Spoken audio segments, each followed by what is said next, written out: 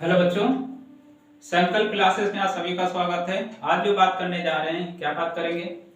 Chapter हमारा heredity है, class 10th का टॉपिक है, जो कि बोर्ड के लिए बहुत इंपॉर्टेंट है। ठीक है, 2025 के लिए और बाकी के लिए भी इंपॉर्टेंट है, ऐसा नहीं है। ठीक है, तो हेरिडिटी में बहुत इंपॉर्टेंट टॉपिक्स है। ठीक है, समझना अच्छे से, क्या होता है, कैसे होता है, क्या कारण है। ठीक है, तो यहाँ पर पढ़ क्या रहे हैं, हेरिडिटी पढ़ रहे हैं। हेरिडिटी में सबसे पहले जो हम पढ़ेंगे, कुछ इंट्रोडक्शन के बारे में जानेंगे, कुछ डिफरेंस के बारे में जानेंगे, जिसे वेरिएशन बोल देते हैं। उसके बाद हेरिडिटी पढ़ेंगे, क्योंकि हेरिडिटी पढ़ने से पहले, हेरिडिटी का मतलब क्या होता है, कैरेक्टर्स होते हैं। अब ये कैरेक्टर से पहले कैसे कार्य होता है, ये चीज समझना है। ठीक है, पर उससे पहले कुछ इंट्रोडक्शन के बारे में बात करेंगे, जो कि समझ में आना बहुत जरूरी है, नहीं तो आएगा नहीं। ठीक, तो इंट्रोडक्शन में ये रहता है कि जितने भी ऑर्गेनिजम्स होते हैं, क्या होते हैं, जितने भी ऑर्गेनिजम्स होते हैं वो क्या करते हैं, रिप्रोड्यूस करते हैं, रिप्रोडक्शन करते हैं। ठीक है, अब वो रिप्रोड्यूस करते हैं तो उनके जो रिप्रोड्यूस अब कर रहे हैं, रिप्रोड्यूस कर रहे हैं, ठीक है,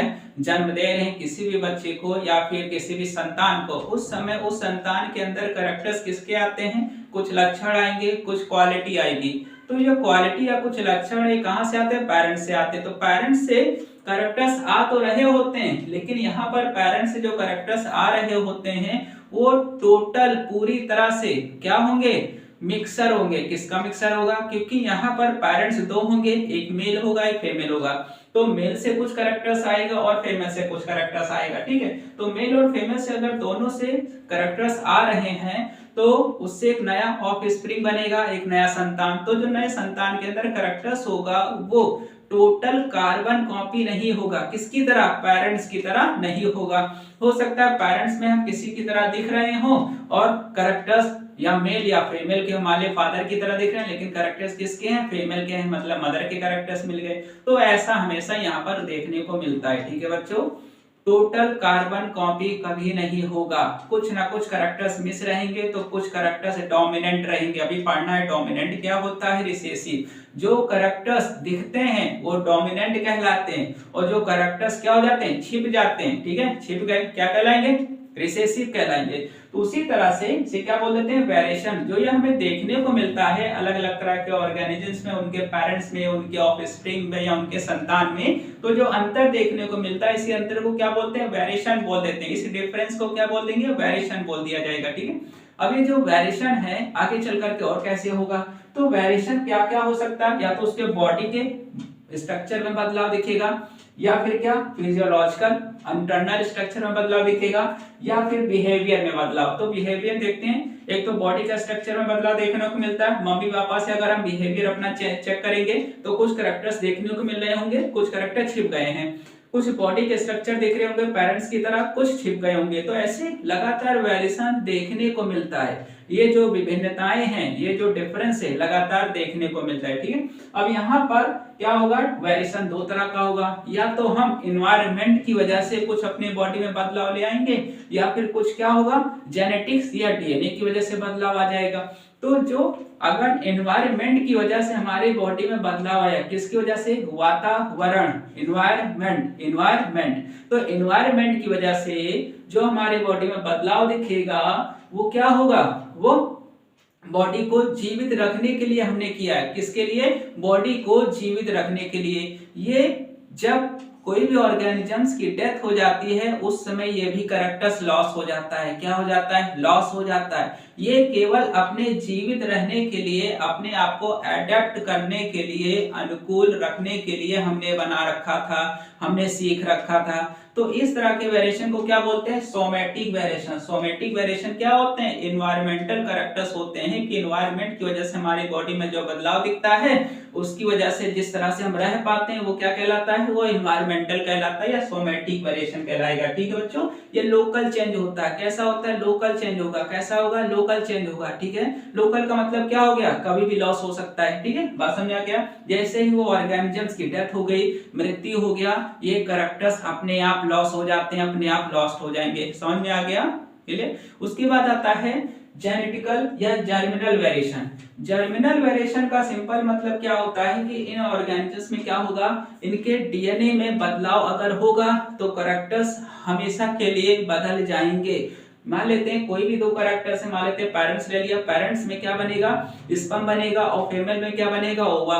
तो स्पर्म में क्या है, मेल का डीएनए है, ठीक है, उसके कुछ कैरेक्टर्स आए हुए हैं, और फीमेल में क्या होगा, फीमेल के कुछ कैरेक्टर्स आए हुए हैं किसमें, डीएनए में, और डीएनए किसमें चला आया, ओवा में। अब जब स्पर्म और ओवा दोनों मिक्स होगा, स्पर्म और ओवा, कौन, स्पर्म और ओवा, तो स्पर्म और ओवा जब भी मिक्स होता है क्या करता है, स्पर्म या ओवा दोनों जब भी मिक्स होगा, मान लेते हैं स्पर्म है, ये ओवा है, ठीक है, अब ये दोनों जब मिक्स होगा तो क्या बनेगा, एक जाइगोट बनेगा, क्या बनेगा, एक जाइगोट बनेगा। अब ये जो जाइगोट बना है इसके अंदर स्पर्म का भी डीएनए आ गया है, और किसका डीएनए आ गया है, ओवा का भी डीएनए, मतलब मेल का भी डीएनए आ गया, फीमेल का भी डीएनए आ गया।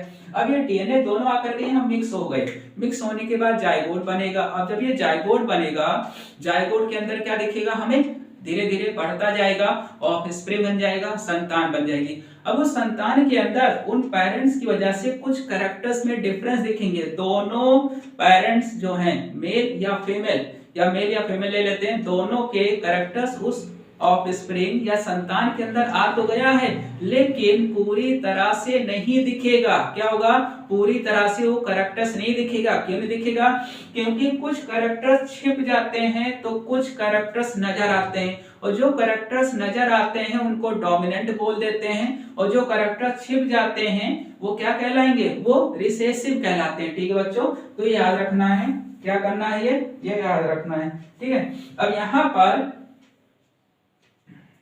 ठीक है, तो ये यहाँ पर याद रखना है। तो ये पेपर में पूछ लेता है what do you mean by variations, ठीक है, एक्सप्लेन इट या डिस्क्राइब इट, या कितने तरह के होते हैं, या फिर पूछ सकता है सोमेटिक वेरिएशन क्या है, या फिर क्या बोल सकता है, जर्मिनल वेरिएशन कहां पर होगा, जब रिप्रोडक्शन के समय जाइगोट बनेगा तो उसमें जर्म प्लाज्म बन जाता है। जर्म प्लाज्म क्या है, लेयर होती है, 3 लेयर होती है, ठीक है।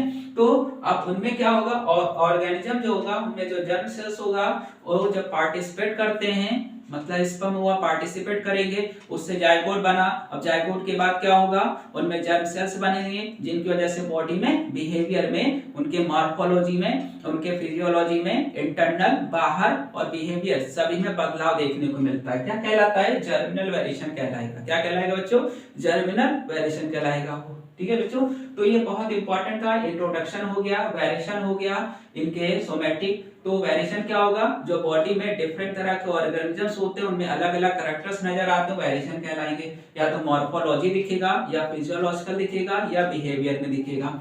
दूसरा होता है, दो तरह का होता है, एक सोमेटिक होता है और एक जर्मिनल होता है। सोमेटिक वेरिएशन में क्या होगा, लोकल चेंजेस होता है, एनवायरनमेंट की वजह से जो हमारी बॉडी में बदलाव देखने को मिलता है उसको क्या बोलते हैं, उसे बोलते हैं सोमेटिक वेरिएशन। और जर्मिनल वेरिएशन कौन होगा, जो जर्म प्लाज्म या किसकी वजह से, जर्म प्लाज्म की वजह से या डीएनए की वजह से जो हमारी बॉडी में बदलाव देखने को मिलता है वो हमेशा के लिए रहेगा, वो एक जनरेशन से दूसरी जनरेशन में ट्रांसफर होता रहता है। तो इस तरह के वेरिएशन को क्या बोल देंगे, जर्मिनल वेरिएशन, या फिर बोल सकते हैं जेनेटिक वेरिएशन बोल दिया जाएगा। ठीक है बच्चों, ठीक, क्या बोल दिया जाएगा, जर्मिनल वेरिएशन बोल दिया जाएगा।